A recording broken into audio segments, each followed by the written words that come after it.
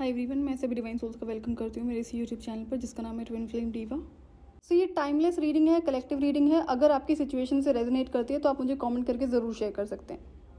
सो topic है कि ऐसा क्या है, कौन से रीजंस हैं जिसकी वजह से आप अपने स्पिरिचुअल गिफ्ट्स को रिकग्नाइज नहीं कर पा रहे हो।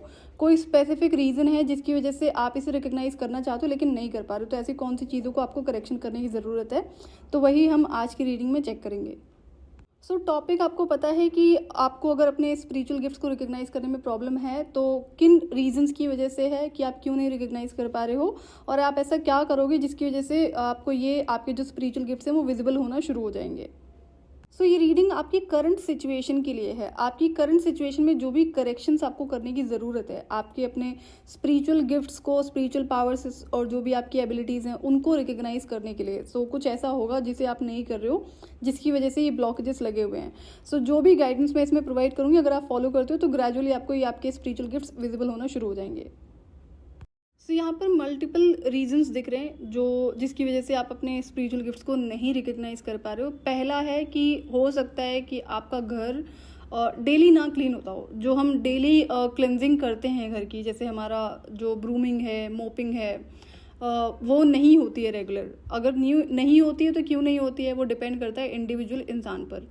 कई लोगों को आदत होती है रोज़ ना क्लीनिंग करने की, चाहे वो मैस्कुलिन है चाहे फेमिनिन है। मैस्कुलिन के साथ में ये सिचुएशन बहुत ज़्यादा होती है। अगर वो खुद से अपने घर को क्लीन करते हैं तो हो सकता है कि रोज़ ना क्लीन करते हो।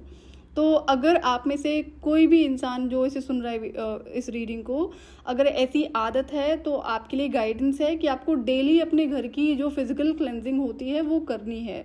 जो ग्रूमिंग और मोपिंग होता है वो डेली करना होता है। तो अगर आप डेली घर की क्लीनिंग नहीं करते हो तो ये आपको डेली करना है। जो ब्रूमिंग तो मस्ट है आपके घर के लिए, प्लस में एनर्जी क्लेंजिंग आपको करनी है। अगर कोई ब्रूमिंग नहीं कर रहा है तो एनर्जी क्लेंजिंग करके करेगा भी क्या ना, उसके तो कोई खास आपको इफेक्ट नहीं पड़ेंगे। तो आपकी जो पहली प्रायोरिटी है ये घर की जो क्लीनिंग है वो डेली होनी चाहिए। अब सबके अलग अलग रीज़न हो सकते हैं कि टाइम नहीं होता है, बिजी होते हैं, या फिर कोई और मल्टीपल एक्सक्यूजेस हो सकते हैं।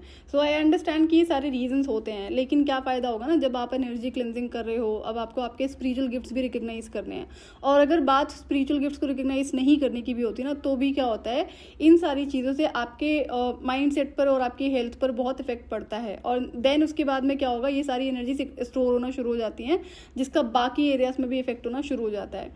सो मेक श्योर अगर आप में से कोई भी ऐसा इंसान है जो जिसके घर में ये डेली नहीं होता है, हो सकता है कि आप कई फैमिली मेम्बर्स के साथ में रहते हो या आपका काम ना हो करने का, तो अगर आप खुद से नहीं करते हो, कोई और इंसान करता है, तो ये आपकी रिस्पॉन्सिबिलिटी है, ये आपको डेली करवाना है।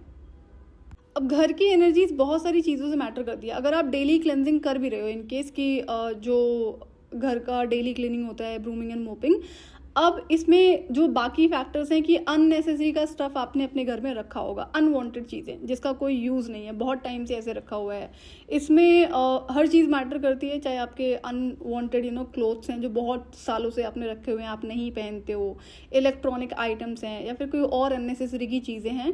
तो आपको ना क्लटर क्लियर करना है, जो अनवांटेड चीज़ें हैं। इससे क्या होगा, आप एनर्जी क्लीन करते हो तो जो नई एनर्जीज होती हैं उसके लिए आप स्पेस क्रिएट करते हो। तीसरा, अगर आप अपने घर की डेली क्लीनिंग करते भी हो, जो ब्रूमिंग और मोपिंग है डेली का, और हो सकता है कि आप एनर्जी क्लेंजिंग भी करते हो, लेकिन अगर आपके घर की हालत ठीक नहीं है ना, तो फिर ये बहुत बड़ा रोल प्ले कर रहा है आपके जो एनर्जेटिक ब्लॉकेजेस होते हैं, जो आपका माइंड सेट है मेंटल फॉग क्रिएट करने में। जैसे कि अगर जो हमारा घर है उसमें पेंट हो रखा है, उसके पेंट कहीं से उखड़ रहा है, या फिर जो वॉल्स है वो कहीं ना कहीं से टूटी हुई है, तो ये सब क्या चीज़ें होती है ना, ये एक तो एनर्जेटिक ब्लॉकेजेस को क्रिएट करते हैं, और जो अनवांटेड नेगेटिव एनर्जीज होती है उनको भी इनवाइट करते हैं। तो इन सारी चीज़ों से बहुत ज़्यादा फर्क पड़ता है। तो अगर आपके घर में ऐसी कोई सिचुएशन है तो इसको आपको करेक्शन करनी होगी। और अगर आपको मेन डोर पर कुछ अननेसेसरी चीज़ें रखने की आदत है, कई लोगों में ये गलत आदत होती है, जो डस्टबिन वगैरह होता है वो फ्रंट डोर पर रख देते हैं, या फिर फ्रंट डोर के आसपास रख देते हैं, या फिर जो हमारे शूज़ होते हैं, स्लीपर्स होते हैं, उनको रख देते हैं। तो जो आपका मेन डोर है ना वो बहुत क्लियर होना चाहिए। इससे क्या होता है, बहुत हैवी लेवल पर एनर्जेटिक ब्लॉकेजेस लगना शुरू हो जाते हैं। तो मेन डोर आपका नीट एंड क्लीन होना चाहिए, वहाँ पर ऐसा कोई सामान नहीं रखना है जिसकी वजह से जो ब्लॉकेजेस हैं वो क्रिएट होने शुरू हो जाए। और एक और सिचुएशन है कि अगर जो आपका मेन डोर है उसमें अगर कोई चीज़ें टूटी हुई हैं, या फिर उखड़ रहा है कुछ चीज़ें जो भी लगा रखी हों, या फिर कोई भी इशू हो सकता है, मेन डोर आपका बहुत बड़ा रोल प्ले करता है, तो मेन डोर में करेक्शंस करने की ज़रूरत है। तो अगर आपने मेन डोर का ध्यान नहीं रखा है, देखो पूरे घर का हमें ध्यान रखना पड़ता है, स्पेशली अगर आप कोई हीलर हो, ट्विन फ्लेम हो, तो आपके लिए चीज़ें बहुत ज़्यादा प्रायोरिटी पर बन जाती हैं। क्योंकि क्या होगा कि फिर बाकी आप चाहे कितनी भी रिचुअल रेमेडीज़ कर लो और एनर्जी क्लेंजिंग कर लो, जब तक आप अपने घर का नहीं ध्यान रखते हो, मेन डोर का नहीं ध्यान रखते हो, तब तक ये चीज़ें आपको बहुत ज़्यादा हेल्प नहीं करती हैं। तो पहली प्रायोरिटी अब आपका घर होना चाहिए अगर आपको आपके स्पिरिचुअल गिफ्ट्स को रिकॉग्नाइज करना है।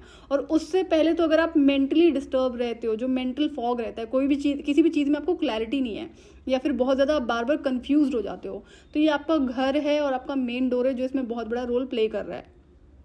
तो आपको आपके जो मेन डोर है उसकी क्लेंजिंग का ध्यान रखना है। अगर कोई चीज़ें टूटी बिखरी हैं या फिर अननेसेसरी की चीज़ें आपने रखी हुई हैं तो उसको एकदम नीट एंड क्लीन रखना है। और जिस तरह से हम डेली घर की सफाई करते हैं उसी तरह से मेन डोर भी आपका डेली क्लीन होना चाहिए। तो यहाँ पर एक तो मेन डोर प्लस में आपका घर और जितनी भी अनवांटेड चीज़ें हैं जिनका आपके लाइफ में कोई यूज़ है नहीं या फिर आपको लगता है कि हम फिर कभी यूज़ करेंगे, तो ये चीज़ें आपको क्लियर करने के लिए कहा जा रहा है, क्योंकि इसकी वजह से ना बहुत ज़्यादा मेंटल फॉग क्रिएट हो रहा है, कन्फ्यूजन है, तो क्लैरिटी नहीं होगी चीज़ों पर, बार बार डिले होगा। तो जितना आप इस पर ध्यान दोगे उतना आपको हेल्प होगी। दूसरा, अगर आप अपने घर में हमेशा लाइट्स को ऑफ करके रखते हो, जैसे जनरली डे टाइम में ऑफ है दैट इज़ ओके, कोई दिक्कत नहीं है, बाहर की सनलाइट आती होगी, बट ये भी डिपेंड करता है कि आप कौन से एरिया में कहाँ पर रहते हो। कई घर पर सनलाइट नहीं आती है, सनलाइट मूनलाइट बिल्कुल भी नहीं आती है। तो दोनों सिचुएशंस में क्या है, पहली सिचुएशन जहाँ पर सनलाइट और मूनलाइट का एक्सेस है आपके घर में, तो उस केस में तो आप डे टाइम में लाइट्स को ऑफ कर दो, कोई दिक्कत नहीं है। लेकिन अगर आप एक ऐसे किसी एरिया में रहते हो, ऐसे किसी घर में रहते हो जहाँ पर सनलाइट भी नहीं आती है, मून लाइट भी नहीं आती है और डे टाइम में भी अंधेरा रहता है, तो आपको ना आपके घर में लाइटनिंग जो है वो ज़्यादा करनी है।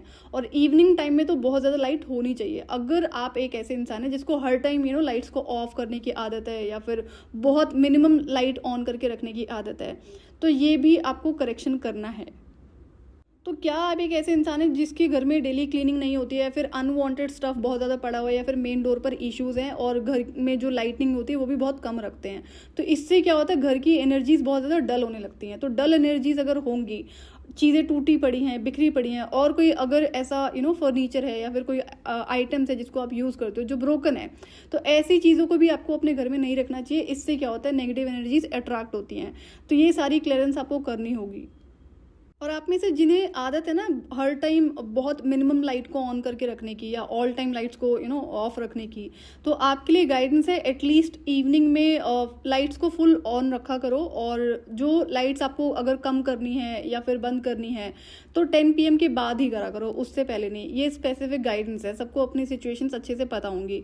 कई लोग ऐसे होते हैं जो इवनिंग टाइम में लाइट्स तो ऑन कर देते हैं, maybe just for 1 hour और 2 आवर, एंड देन उसके बाद में वो क्या करते हैं, उसे ऑफ कर देते हैं। तो गाइडेंस है एटलीस्ट 10 PM तक आपकी जो लाइट्स हैं वो फुल ऑन रहनी चाहिए। और सबकी अलग अलग सिचुएशंस होंगी, अगर 10 PM तक नहीं भी पॉसिबल है तो एटलीस्ट 9 PM तक ये चीज़ें ऑन रहनी चाहिए।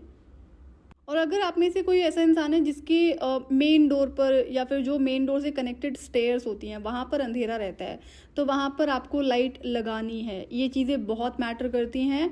और इवनिंग टाइम में तो लाइट्स ऑन रहनी चाहिए और आपका जो मेन डोर है वहाँ पर फुल लाइट होनी चाहिए। तो अगर किसी के घर में ये इशू है जहाँ पर नहीं है ये वाला ऑप्शन, तो अब ये करेक्शंस आपको करने होंगे।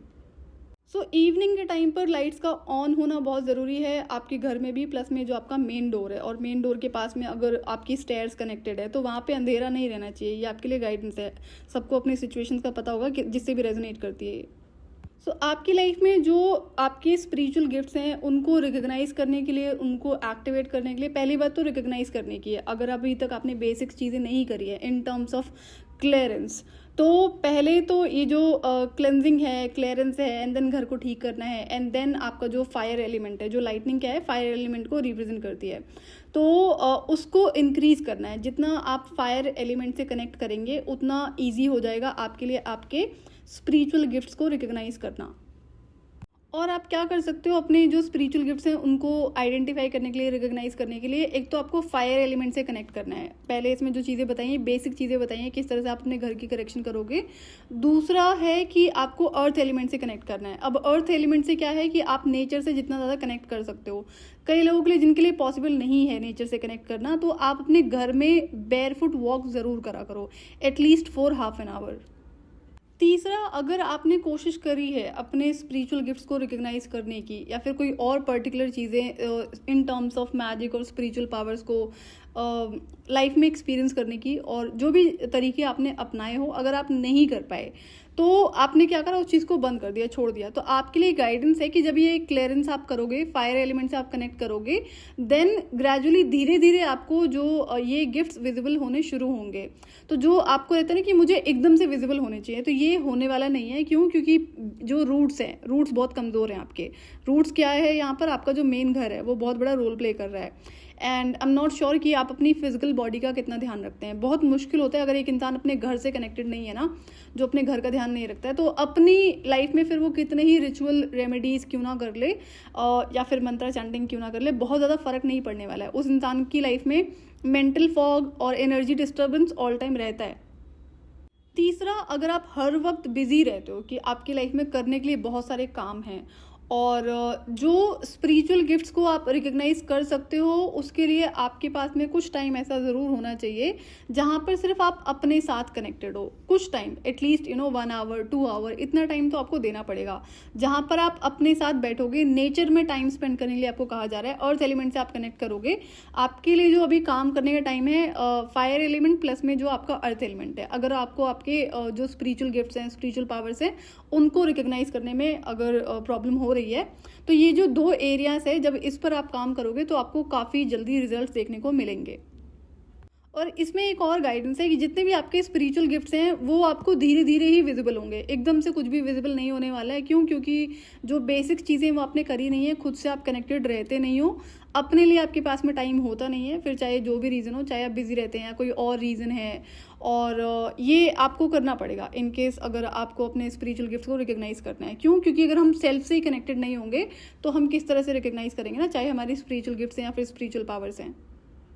और इसमें एक और गाइडेंस है कि अगर आप अपने घर का ध्यान रखते हो, जहाँ पर घर बहुत अच्छे से वेल मेंटेन्ड है और डेली क्लेंजिंग भी होती है, चाहे आप एनर्जी क्लेंजिंग भी कर रहे हो सकता है साथ साथ जो भी डेली क्लीनिंग होती है।